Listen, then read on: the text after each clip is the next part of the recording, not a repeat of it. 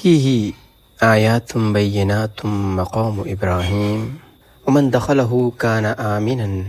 ولله على الناس حج البيت من استطاع إليه سبيلا ومن كفر فإن الله غني عن العالمين. فيه اس میں یعنی بات جو پچھلی شروع ہوئی ہے کہ ان اول بیت وضع للناس للذی ببکۃ مبارکا وہدی للعالمین، اسی کی کنٹینیوٹی میں، اسی کے آگے تسلسل میں بات ہو رہی ہے کہ فیہ آیات بینات، اس میں یعنی بیت اللہ میں، اللہ کے گھر میں آیات نشانیاں ہیں، بینات کھلی ہوئی، مقام ابراہیم، مقام ابراہیم ہے، ومن اور جو کوئی دخلہ داخل ہوا اس میں، کانا ہو گیا آمناً امن میں، وللہ اور اللہ ہی کے لیے، علی الناس لوگوں کے اوپر، لوگوں پر، حج البیت خانہ کعبہ کا حج کرنا ہے، من استطاع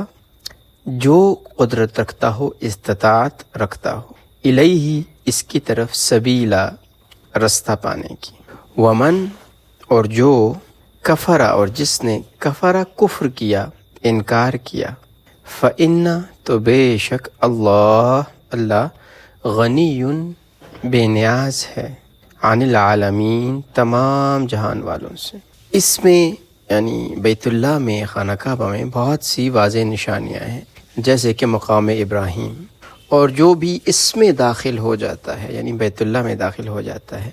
امن میں ہے، اور اللہ ہی کے لیے ہے، لوگوں کے لیے اس گھر کا حج کرنا، جس کے پاس بھی استطاعت ہو اس کی۔ اور جو کوئی انکار کرتا ہے، جس نے کفر کیا، تو وہ جان لے کہ اللہ بہت غنی ہے، بہت بے نیاز ہیں تمام جہان والوں سے۔ جس طرح کل ہم نے عرض کی تھی کہ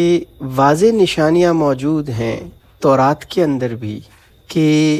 جو گھر ابراہیم علیہ السلام نے بنایا تھا وہ بیت اللہ ہے، وہ مکہ میں ہے۔ ایک یہ مطلب طویل خاص کے اعتبار سے بھی لیا جا سکتا ہے، اور جنیرک مطلب بھی ہے کہ فیہ آیات بینات، اس میں کھلی واضح نشانیاں ہیں، اور ان میں سے ایک بہت بڑی نشانی ابراہیم علیہ السلام کے حوالے سے وہ مقام ابراہیم ہے۔ مقام ابراہیم سے مختلف مفسرین نے مختلف باتیں بھی مراد لی ہے، لیکن ایک بہت واضح جس پہ سب کا اتفاق ہے وہ یہ کہ مقام ابراہیم ایک پتھر ہے، ایسا پتھر ہے جو اللہ کے حکم سے ایک خاص پتھر تھا، جس پہ کھڑے ہو کے ابراہیم علیہ السلام نے بیت اللہ کی تعمیر کی تھی، اور اللہ کے حکم سے اس پتھر کے اندر جو ہے وہ ابراہیم علیہ السلام کے دونوں پاؤں، ان کا نشان موجود ہے، یعنی پورے پاؤں، جس طریقے سے ہم کوئی اس طرح کی چیز ہو جس کے اندر پاؤں دھس سکتے ہو، ریتیلی کوئی چیز ہو یا اس طرح کی، اس پہ ہم پاؤں رکھتے ہیں تو ہمارے پاؤں کا پورا نشان بن جاتا ہے۔ تو مقام ابراہیم ایک خاص پتھر ہے جس کے اندر ابراہیم علیہ السلام کے دونوں پیروں کے نشان موجود ہیں، اور اس پتھر کے حوالے سے یہ روایات مشہور ہیں کہ اس پہ کھڑے ہو کے ابراہیم علیہ السلام نے بیت اللہ کی تعمیر کی تھی۔ تو جوں بیت اللہ اوپر چلا جا رہا تھا، اوپر جاتا جا رہا تھا تعمیر کرتے ہوئے، تو اسی کے ساتھ یہ جو پتھر تھا، یہ ابراہیم علیہ السلام اس پہ کھڑے ہوتے تھے، اور یہ خود ہی اوپر چلا جاتا تھا، اور اس پہ کھڑے ہو کے ابراہیم علیہ السلام نے تعمیر کی۔ بہرحال ابھی بھی یہ پتھر بیت اللہ کے سامنے حجر اسود، اور جو غالباً رکن شامی ہے، جو اس طرف والے کو شاید رکن شامی کہتے ہیں یا رکن عراقی کہتے ہیں، مجھے اس کا ایگزیکٹ یاد نہیں ہے، تو اس کے درمیان یعنی جہاں پہ خانہ کعبہ کا دروازہ ہے، اسی کے سامنے آپ نے پکچرز میں دیکھا ہوگا کہ سامنے ایک چھوٹا سا جو ہے نا وہ چبوترا سا بنا ہوا ہے، گولڈن سے کلر کا، ایک شیشے کا، اور اس کے اندر جو ہے وہ ایک پتھر رکھا ہوا ہے، اس پہ دونوں نشان موجود ہے، اس کو مقام ابراہیم کہتے ہیں۔ کچھ علماء نے اس کا یہ بھی مطلب لیا ہے کہ وہ جو جگہ جس کو ابراہیم علیہ السلام نے چوز کیا تھا رہنے کے لیے، مقام تھا جو ان کا، تو اس کو بھی کہا جاتا ہے، لیکن زیادہ جو شواہد ہیں اور جو سب اس پہ متفق ہیں کہ یہ مقام ابراہیم ہے۔ ومن دخلہ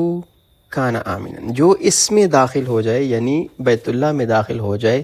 وہ امن سے ہے، اس کو امن نصیب ہو جاتا ہے، اس کو امن ہے۔ یہ پورے حرم کے لیے، یعنی عربوں کے اندر بھی بیت اللہ کی اتنی تعظیم موجود تھی، اتنا خیال اور اتنی تعظیم وہ کرتے تھے کہ اگر کسی کے باپ کا قاتل بھی حرم میں آ جائے تو اس کو حرم میں نہیں چھیڑتے تھے، حرم کی حدود میں یا بیت اللہ کے اندر اس کو معاف کر دیتے تھے، یعنی معاف کرنے سے مراد ہے کہ وہاں پہ اس کو کچھ بھی نہیں کہتے تھے، اس سے کوئی تعرض نہیں کرتے، اور جو کوئی بھی اس میں داخل ہو جائے تو وہ امن سے ہے۔ اسی لیے حرم کے اندر شکار کرنا منع ہے، شکار نہیں کیا جا سکتا، حتیٰ کہ گھاس نہیں کاٹی جا سکتی وہاں پہ، سوائے غالباً اذخر کے، ایک اسپیسیفک قسم کی گھاس ہے تو اس کی آئی تھنک جہاں تک مجھے یاد ہے کہ اس کی اجازت تھی۔ باقی حرم کے اندر کسی چیز کو، کسی کو بھی نقصان پہنچانا، کسی جانور کو مارنا، کسی پرندوں کو مارنا، اس کی اجازت نہیں ہے۔ ہاں اب دیکھیں اسلام کتنا پریکٹیکل مذہب ہے کہ جو نقصان دینے والی چیزیں جن سے نقصان ہو ان کو وہاں مارنا بھی جائز قرار دیا گیا، مثلاً سانپ ہے یا بچھو ہے یا جو ہے وہ چیل ہے جو نقصان پہنچا رہی ہے، یا کوہ ہے، تو اس قسم کی جو چیزیں ہیں جو موذی ہیں، جو انسانوں کو نقصان دینے والی ہیں، ان کو مارنے کی اجازت دی۔ وَلِلَّهِ عَلَى النَّاسِ حِجُّ الْبَيْتِ، یہ بہت امپورٹنٹ ٹکڑا ہے کہ لوگوں کے لیے ضروری ہے کہ وہ اس گھر کا حج کریں، بہت ضروری ہے۔ لیکن کون کرے؟ سب کے لیے ضروری نہیں ہے۔ من استطاع الیہ سبیلا، جس کے پاس بھی یہاں تک پہنچنے کی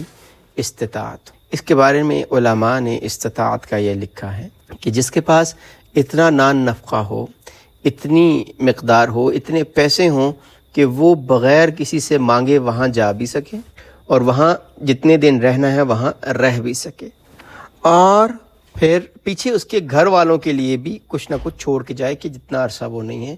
اس میں ان کا بھی نظام چلتا رہے۔ اگر کسی کے پاس اتنا، اللہ نے اس کو اتنی وسعت دے رکھی ہے، تو اس کے لیے حج کرنا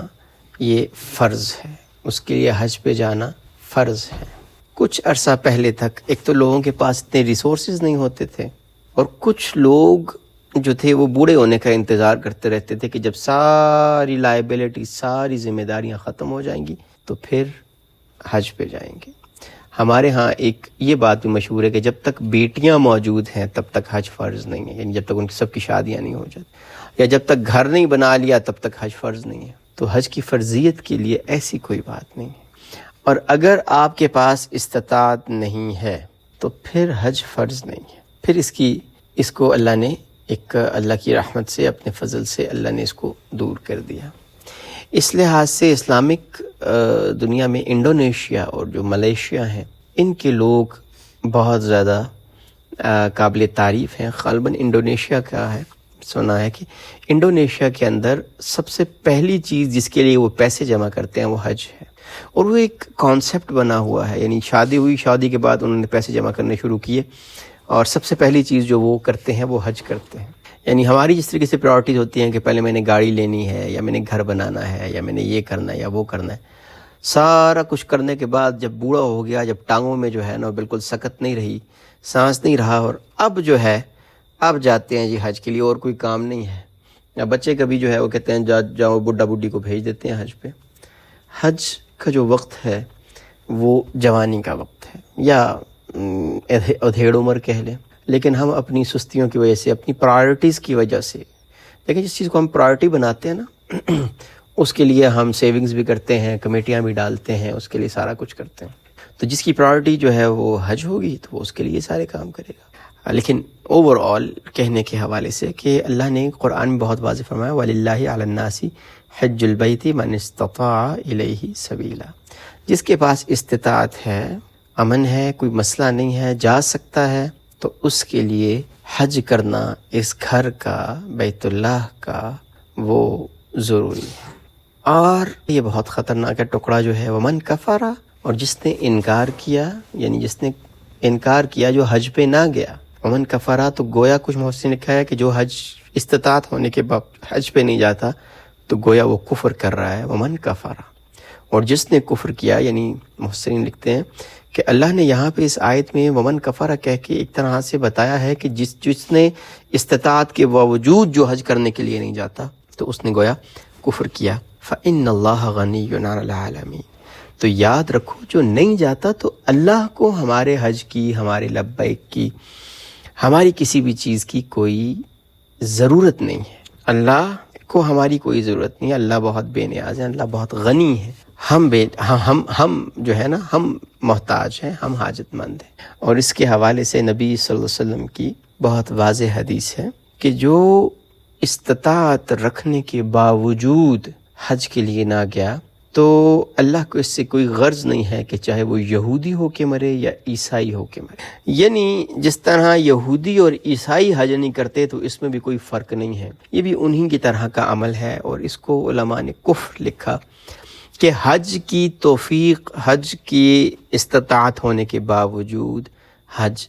نہ کرنا۔ تو اس کے لحاظ سے یہ بہت ضروری ہے کہ ہم اپنی لائف کے پلانز میں حج کو شامل کریں۔ اللہ جل شانہ ہم سب کو اپنے گھر کی حاضری کی اور بیت اللہ کا حج مبرور کرنے کی توفیق عطا فرمائے۔ وآخر دعوانا ان الحمد للہ رب العالمین۔